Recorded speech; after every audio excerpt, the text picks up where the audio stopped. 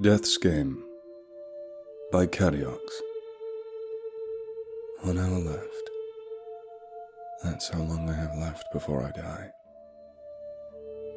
If I had known the stakes were this high, I never would have played. But now it's too late. I'm almost out of time. Now that I think about it, if I had played fair with all my opponents, maybe I wouldn't have gotten into this mess. But it's too late now. I'm a dead man walking. Even now I can feel him approaching. He's so close now. I'm sorry if I got off track. It's not every day you find out when you die. But I have to ask you, if you did know when you will die, what would you do? Would you try to prevent or simply enjoy what days you have left? You never really know how far someone will go to stay alive until they are thrown in this sort of situation. The things you will do will terrify you and the people around you. I know because for the past month now, I've been living on nothing but borrowed time. Time I took from people around me. It was the wrong thing, I know that, but when you're in this situation, I will tell you right now, you will do the same thing. I can promise you that. Okay, I'm getting ahead of myself again. I should start at the beginning and explain why I'm writing this down. Well, like I said, I'm on a timer and I need to at least tell someone my story. Otherwise, there is absolutely no point in this. I need someone, no, anyone, to know my story in case they're in the same situation. You can learn from my mistakes. You see, I am a gamer. I don't play video games, card games, or complex physical activities. No, I'm what you call a simple gamer. I seek out any competitive game and play until I win, like poker, blackjack, or even charades. I don't even care what it is. If there is a prize, or just the satisfaction of being better than somebody, then I will play. So a month ago, whilst I was in this local bar, me and some of my mates were simply hanging out and looking to pick up some chicks. A usual Friday night for me and the guys. But before we could get busy, I was approached by a woman with short raven hair, and she wore a business suit with a skirt. She was smoking hot, especially with the glasses. She looked at me and smiled, and she raised a finger and gestured for me to follow her. So naturally I obeyed.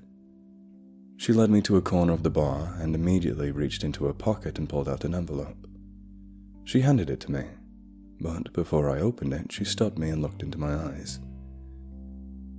That was the part I started to become afraid, because her eyes had no irises. Her eyes were nothing but pitch black. When she spoke, her tone was a mixture between being threatening and calming. All she said was, "Do not open this in public. Inside this envelope is a location to a place you will find challenging. My employer understands you are fond of games and wants to play the biggest game of your life. If you win, you'll receive anything you desire. But if you lose, you will lose everything and everyone you know. The choice is yours if you want to play, of course." And within an instant, she was gone. She vanished completely from my senses. I looked down at the envelope. Her employer wanted to play a game. I love to play games. She said if I won, I could receive whatever I desire. To be honest, I would love to have her forever. Or all this guy's money. But then again, why should I listen to her? I told myself. She's just some chick I met. How do I know she doesn't want to mug me or even kill me? Who am I kidding?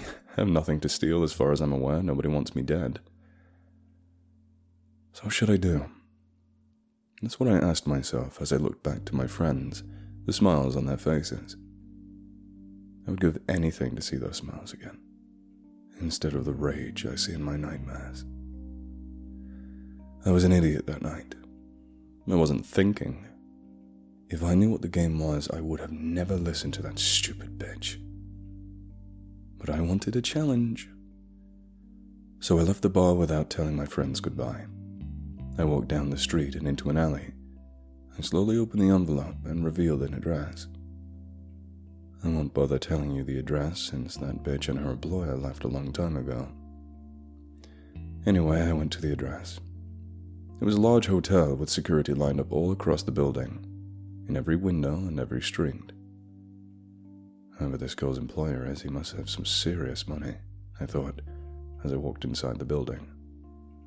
When I entered the premises, the woman was there. She was standing in an elevator and gestured for me to follow. I entered the elevator with her and slowly began the ascent to the top of the building.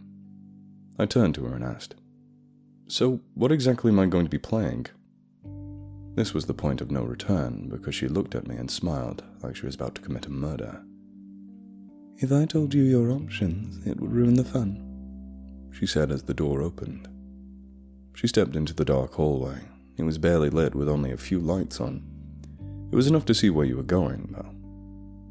I slowly stepped out of the elevator and followed her down the hallway to a door. I was careful where I stepped, but as I was walking, I could have sworn I felt something rush against my leg at least 3 times. Maybe more. Can't quite remember. When I finally reached the door, the woman opened it and asked me to enter. If I knew what came next, I would have run away as fast as I could.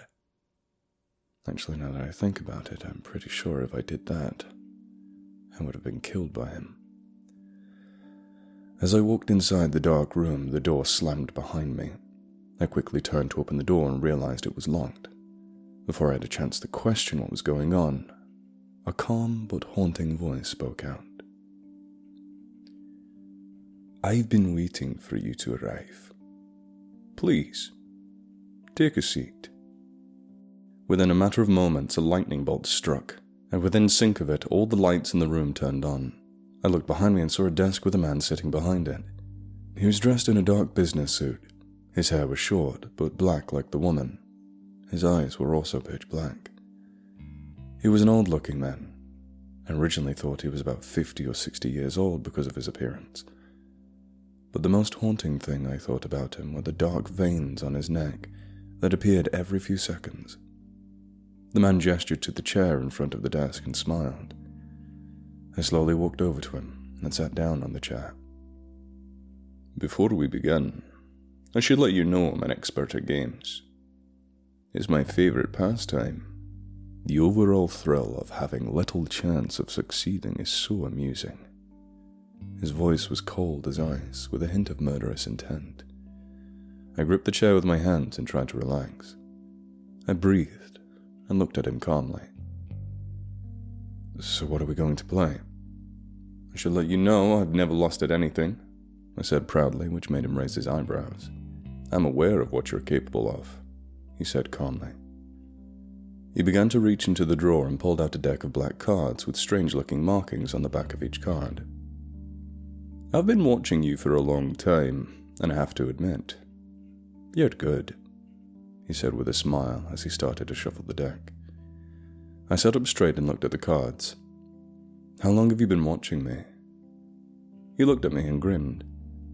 "Since you started playing." My eyes widened at him. I started to laugh. "Sure you have, mister. If you've known about me that long, you should know I'm an expert at cards. And more importantly, why would you only talk to me now?" He looked at me and slammed the cards into the desk and spread them out into a straight line. "I am aware that you're an expert at cards, but we won't be playing cards." This caught my interest as he slowly picked up one card and showed it to me. It had a picture of a chessboard and what appeared to be chess pieces with skulls on them. He quickly put the cards back on the deck and looked into my eyes. "Here's how this'll work. You will draw a card, and whatever card it is will be the game we'll play. Some will be simple. Some will have dangerous rules.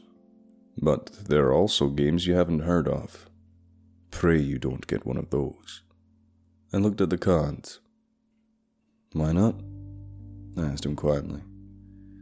He looked at me with a look of annoyance. "Because if you do, you will not be the same." He began to slowly shuffle the deck again. He then quickly slammed the cards on the desk and laid them out in a straight line. He sat there and waited for me to pick. I looked over every card and they were all the same. There was no way for me to tell which one was what. I didn't even know what most of these games were going to be. Which one? I asked myself. I raised my hand and slowly hovered it over. I began to pray it was an easy one. The words he said starting to echo in my mind. I don't know why I was so worried. I mean, I had beaten everyone, and this old fool should be easy, but I think it was the fact that I didn't know what the game was that was the most terrifying. I slowly lowered my hand to a card in the middle and picked it up. My eyes were clamped shut as I raised it to my face. I opened my eyes, and what I saw, I didn't understand. It was a picture of a man standing in the center of the card, but he was surrounded by ghosts who looked like they were screaming at him. I looked at the man, and he was curious to see what I got. I handed the card to him, and he looked. The man smiled wide and said in a vicious tone, "Well, consider your life over, my friend. Now you're on a timer." I was confused and he knew it. He lowered the card for me to look at. "This is Death's game. The object of the game is to outlast your opponent." I still didn't understand the game, but I noticed that on my wrist was a set of numbers that started to appear. It looked like a timer with the numbers 1, 24, 60, 60. The timer started to count down. I was shocked by the initial appearance, but now it was ticking down. I turned to the man in shock, but noticed on his wrist was a timer as well, with the same amount of time, and it was counting down. "Here's how the game works. We each get 2 days to begin with, but the timer will slowly go down and indicate how long we have left. However, the objective of the game is to outlast the other, so in order to gain time, you need to sin." I shook my head in confusion on what he meant. He raised a finger and pointed at me. "In order to gain more time, all you need to do is perform an act of sin. For example, if I robbed someone, I would gain about 30 minutes. But if I were to kill someone or torture an animal, I would gain about an hour or more.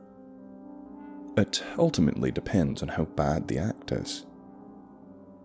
I sat there in shock and shook my head. No, I don't want to do this. I don't want to play this game. How do I stop this? I screamed at him, but he just laughed in amusement.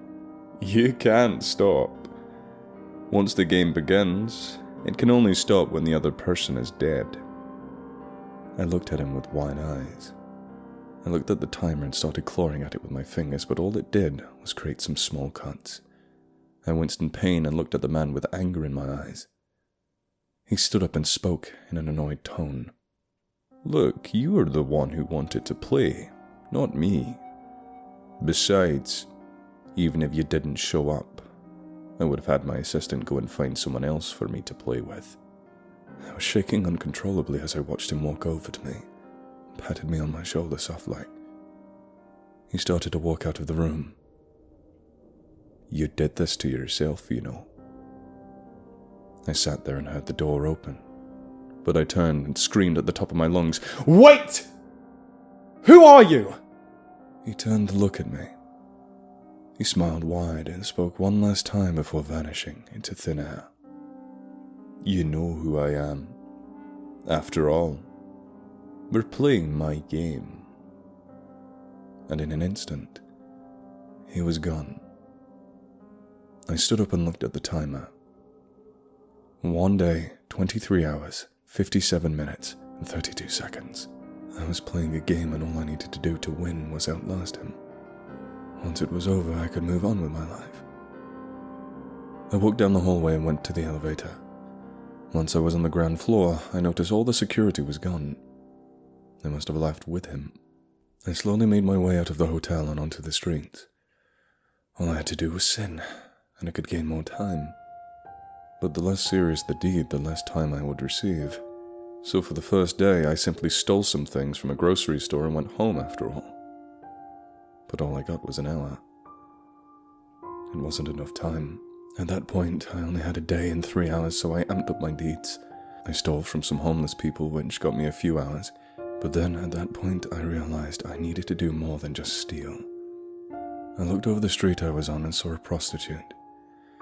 It was late at night, so these girls would usually come out a lot. I walked up to her and asked her to service me in a nearby hotel. When we got there, I did the deed with her. Surprisingly, this got me an hour, but I was running out of time. So when she had her back turned, I had an idea. I walked over to the kitchen and grabbed a knife. As she walked over and grabbed the door handle, I grabbed her from behind and slit her throat. She dropped dead in an instant without a scream or a sound.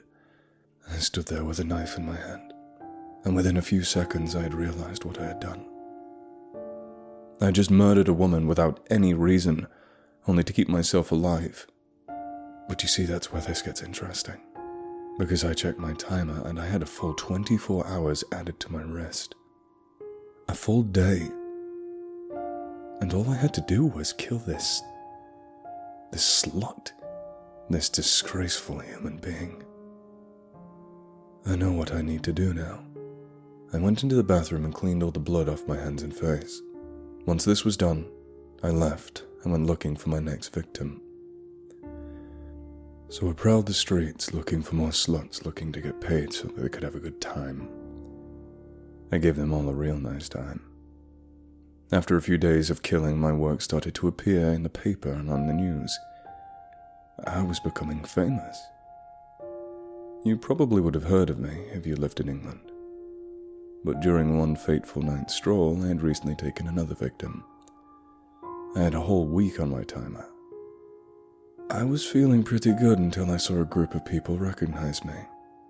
It was my friends. They were looking at me with horrified faces as they realized I was covered in blood. In that moment, I knew they were going to call the police. In fact, one of them already had their phone out.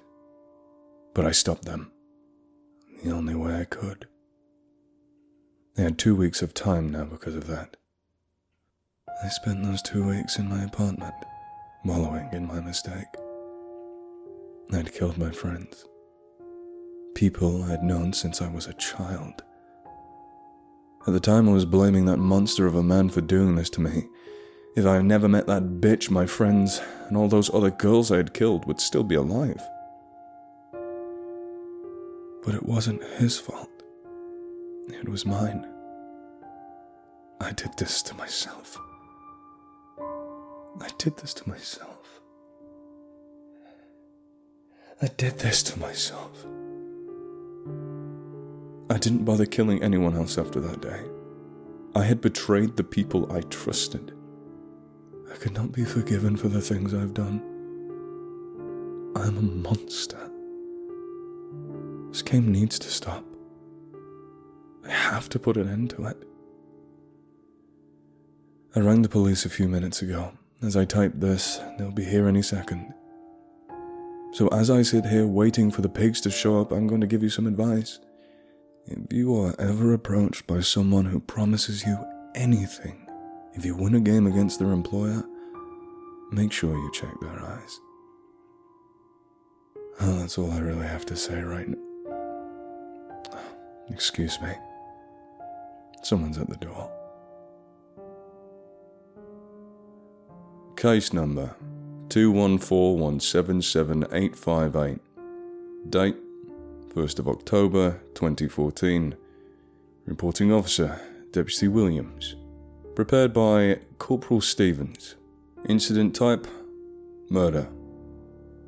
Address of occurrence 47 Kentish Town Road, London, NW1 8NX, United Kingdom. Evidence: fingerprints taken from door and laptop. Footprint, size 10 Nike Air, found in drying paint. Computer, found on desk with open Word document. On October 1st, 2014, at approximately 21:32, the owner of apartment 23 dialed 999 and proclaimed to the officers stationed at the time that he was the murderer of more than 30 victims in the past month. He also stated that he was willingly surrendering to the police and that this was not a hoax. Deputy Williams arrived on the scene at around 21:40, responding to the 999 call. He and several other officers discovered the owner of the apartment dead in the centre of his flat. The officers at the scene immediately called for an investigation unit and searched the apartment for anything suspicious. The investigation team arrived at 21:50 The cause of death was originally believed to be a sudden heart attack. However, upon further investigation, it was discovered to not be the only cause of death. The man's bones were completely crushed, and all of his muscles were torn apart. At this current time, there is no physical evidence on what or who caused these injuries. Strangely, the body of the deceased was discovered with both of his eyes pitch black, and the veins on his body have turned a dark shade of black. At this time, the investigation team has no answers for how this happened. There is no evidence to suggest a break-in or that any other individual was at the scene. However, it had been noted that the deceased man's laptop was found with an open Word document, with only a single sentence written. "You did this to yourself, you know."